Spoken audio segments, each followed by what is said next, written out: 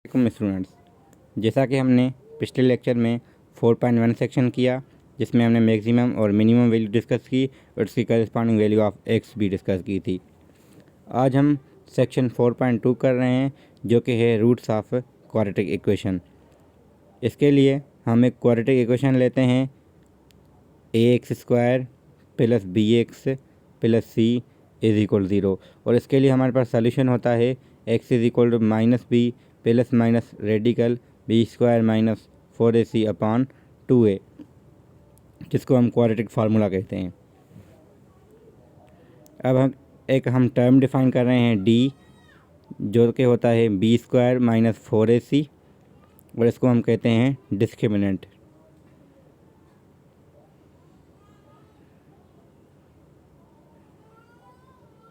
Similarly हम condition इस पे लगाते हैं d अगर पॉजिटिव हो तो हम कहेंगे रूट्स इस इक्वेशन के रियल होंगे और डिस्टिंक्ट होंगे यानी मुख्तलिफ होंगे।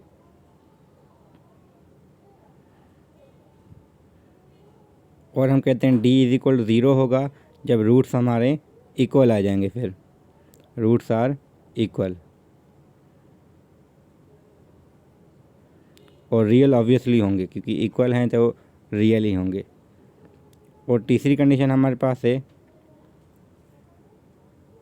d less than 0। अब इसमें हम कहते हैं रूट्स आर नॉट रियल। इस बुक में जो है एक कॉम्प्लेक्स नंबर का कॉन्सेप्ट नहीं डिस्कस किया हुआ, इस वजह से हम इसको नॉट रियल कहते हैं, वरना हमारे पास दूसरे बुक्स में या फर्स्ट ईयर की मैथमेटिक्स में इसको हम कॉम्प्लेक्स रूट्स भी कहते हैं।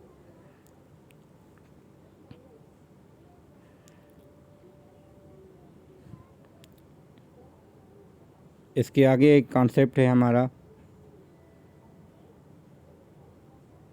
अल्फ़ा और बीटा, हमने रूट्स ले रहे हैं एक इक्वेशन के, जो हमारी क्वाड्रेटिक इक्वेशन थी।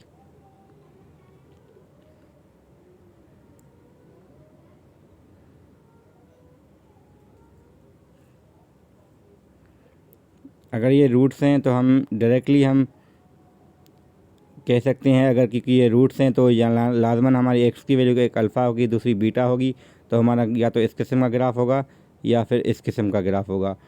तो हमने पहले डिस्कस कर चुके हैं हम मिनिमम या मैक्सिमम। जो पहला वाला हमने बनाया उसमें हम कहते हैं मिनिमम केस है और दूसरे वाले में हमारे पास मैक्सिमम का केस, और ये तभी आता है जब डी आपका ग्रेटर देन 0 हो।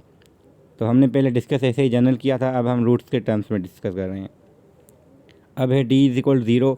अब d 0 होगा तो अल्फ़ा बीटा दोनों बराबर होंगे, तो इस किस्म का ग्राफ बन सकता है या फिर इस किस्म का बन सकता है ग्राफ, दोनों में से कोई एक केस। हाँ, शिफ्टिंग कहीं पे भी हो सकती है, हम सिर्फ बता रहे हैं कि d इज इक्वल 0, तो ये कहीं पे भी जो इसकी वैल्यू होगी एग्जैक्टली हम वो बताएंगे। जब d लेस देन 0 हो तो ये कभी भी टच नहीं करेगा एक्स, क्योंकि रूट्स का मतलब होता है सोल्यूशन का टच करना। यानी पहले केस में 2 जगह टच कर रहा था, इस केस में एक दफ़ा टच कर रहा है एक्स एक्सिस को, और दूसरे वाले में कहीं पे टच नहीं करा, यानी इसके रूट्स रियल नहीं होंगे। यानी रूट्स आने का मकसद ही यही है कि आपका एक्स एक्सिस को टच करे, और डिग्री इसकी 2 है तो 2 जगह टच करना चाहिए, या फिर दो ही जो हैं रूट्स उसके सेम हैं, या फिर उसका एक ही सोल्यूशन नहीं है।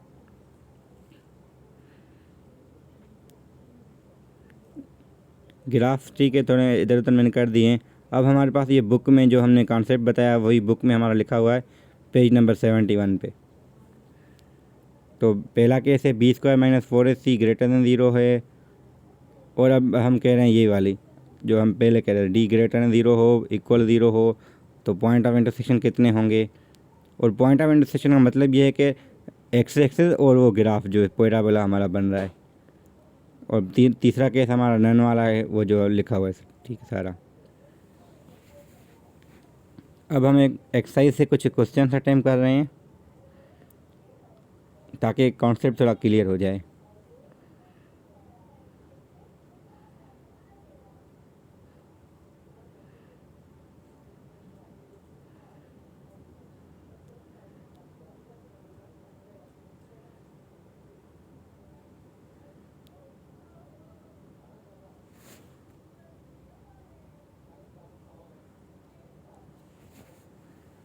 अब मैं वॉइस ओवर कर रहा हूँ, थोड़ा पहला आवाज़ सही नहीं था इस वजह से। अब क्वेश्चन 1 का पार्ट बी है।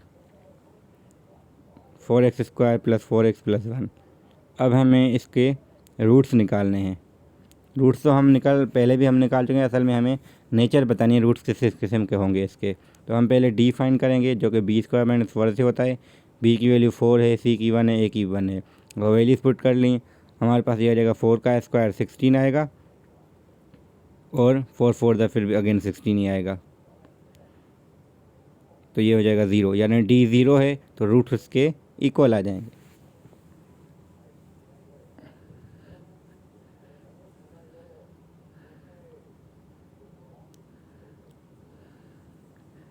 तो इसकी नेचर ये है कि इसके रूट्स इक्वल हैं, यानी जो दूसरा केस था ये वो वाले क्वेश्चन है।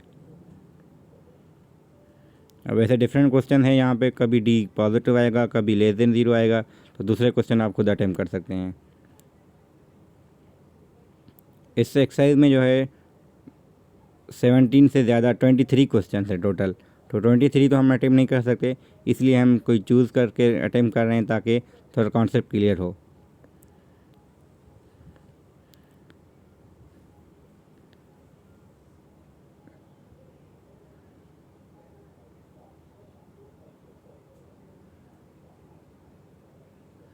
अब हम नेक्स्ट कर रहे हैं क्वेश्चन नंबर 4, उसका पार्ट बी। तो वो है x² minus 2x² minus 4x plus 3 is equal p। अब हमें यहाँ पे डिफरेंट तरीका है। पहले हमें इक्वेशन दे के वो कह रहे थे रूट्स की नेचर बताएं, अब वो नेचर बता रहे हैं खुद ही। अब इसको थोड़ा इंस्टेंट फॉर्म में लिखें तो ये इक्वेशन हो जाएगी। अब हमें a की वैल्यू पता हो गई, b 2 है, b की वैल्यू -4 है और c की वैल्यू 3 माइनस p है।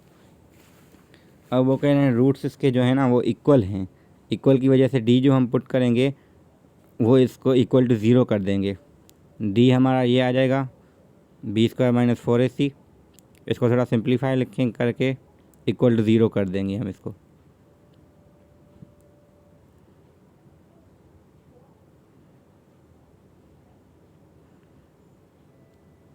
तो 4 का स्क्वायर होता है 16 और इसको मल्टीप्लाई करना 4 टू द 8 8 माइनस 3p। ठीक है, तो ये हो जाएगा 8 हम कॉमन लेके डिवाइड कर देंगे दूसरी साइड, क्योंकि मल्टीप्लाई भी कर सकते हैं, सिंप्लीफाई ये तरीका भी है करने का इजी। 8 को डिवाइड करते 0 हो जाएगा उस साइड, तो बचा 2 माइनस 3 टाइम 3 माइनस p। तो p के लिए हमें अब सॉल्व करना है। तो ये तो एक लीनियर इक्वेशन है 6th क्लास की। तो p इज इक्वल ये आ जाएगा 1। तो p की वैल्यू जब 1 होगी तभी इसके रूट से इक्वल आएंगे, वरना नहीं आएंगे।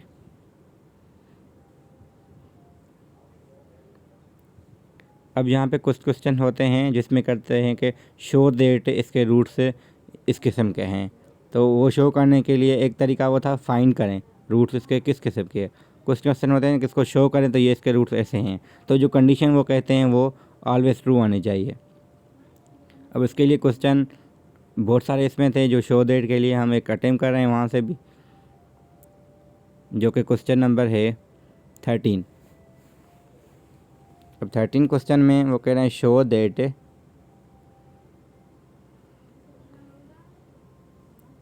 दिस इक्वेशन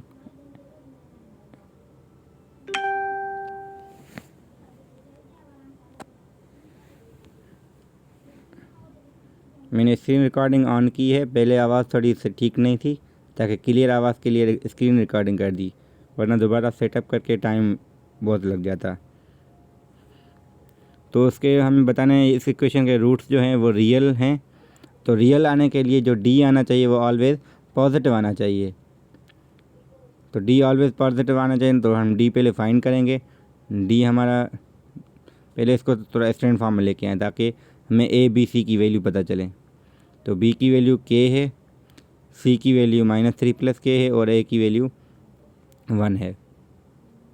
तो हम वो बार बार नहीं लिख रहे हैं, अब यहाँ से आपको आइडिया हो जाएगा ए बी सी की वैल्यू क्या होनी चाहिए। तो इसको हम सिंप्लीफाई करें तो ये आएगा k² माइनस 4k प्लस का 12।